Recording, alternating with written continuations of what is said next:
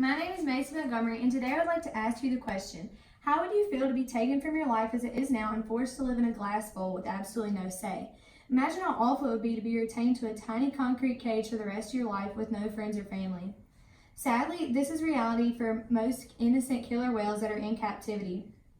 They are caught and forced to live life in a mock setup of their original habitat. I chose this topic because one of the world's most widely known parks in the United States is SeaWorld. It is most popularly known for their orca habitat. People attend these aquariums with absolutely not realizing the severity of SeaWorld's mistreatments. I have not only written an essay on this before, but I have done extensive research on this topic and the effects of encaging these marvelous creatures. Today I want to explain to you the disadvantages of how orcas in captivity affects them by talking about the story of a killer whale named Tillicum, the threat it poses to humans, and the toll it takes on these creatures. Many SeaWorld fans, although being aware of the discontinued whale habitat, do not realize what devastation caused this.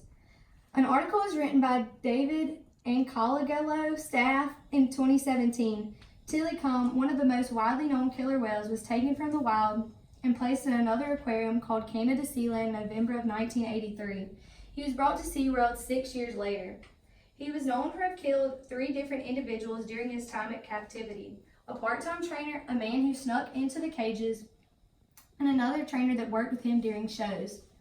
The acting out of this whale caused his miserable life in living in an utterly too small cage. The conditions were awful, and this is what allowed other orcas to continue living in their beautiful sea home. He, along with other suffering whales, did awful actions in order to show their unhappiness and their desperation to escape their hellish life. He began declining health in May of 2016. Tillicum was sadly reported to have died in captivity January 6 in 2017, which created stepping stones for SeaWorld's infamous killer whale exhibit to be brought to its end.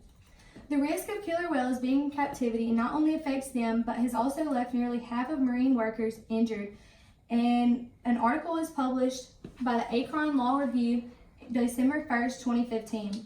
Up until about 40 years ago, people thought of these orcas to be aggressive and dangerous, much like the other large fish living among them. Since then, it has been proven that these creatures are not threatening and crave attention in relationships with their orca community.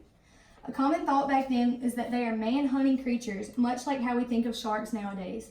People have had the fear of being torn to absolute smithereens by these massive animals.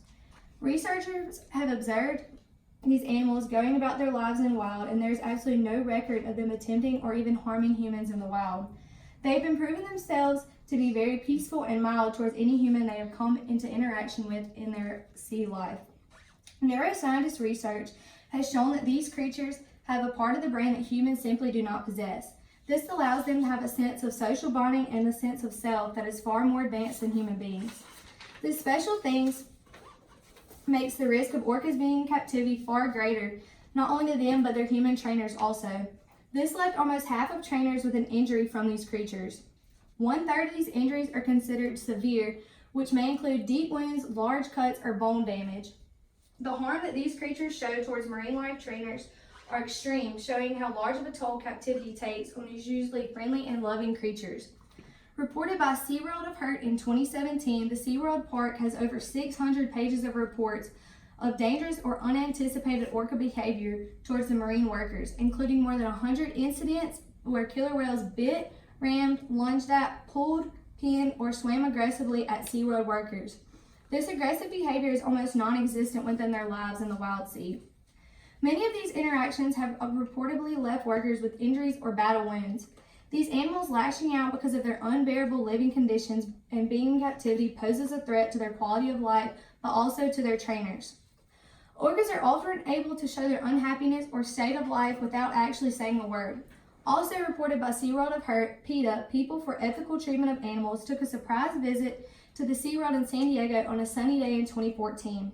The PETA workers did this in order to tell people about SeaWorld and its animal abuse without making people actually contribute and paying to go see this aquarium park. They quickly realized the state of these orcas was far worse than examiners had first thought. They observed orcas with collapsed dorsal fins and raking marks along their backs, along with the younger whales begging for attention and love. Reported by Jennifer Kennedy in an article entitled "Killer Whale Dorsal Collapse, Collapsed dorsal fins can be caused by a variety of things, such as dehydration, overheating, or reduced activity level. It is also thought that because of these tiny tanks these large animals are trapped in, the repeated swimming in circles causes the fin to become weak and therefore collapse. These tiny cages not only take away their freedom, but causes their tissue to become weak because the space is less than 1% of the usual ocean space they have in the wild. The raking that is reported is large cuts or wounds on the side of these whales that are caused by swimming too close to the sides of the tanks and scraping it. This is thought to be showing that they simply do not have enough space to swim or play around in.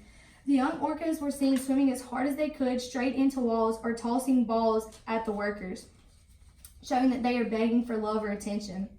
The PETA workers were astounded by the lack of effort to even cover up animal abuse in SeaWorld parks.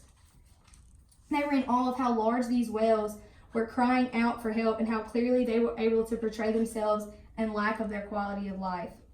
Today, I have shown and presented to you today how keeping these large whales in captivity negatively affects the animals and trainers working around them.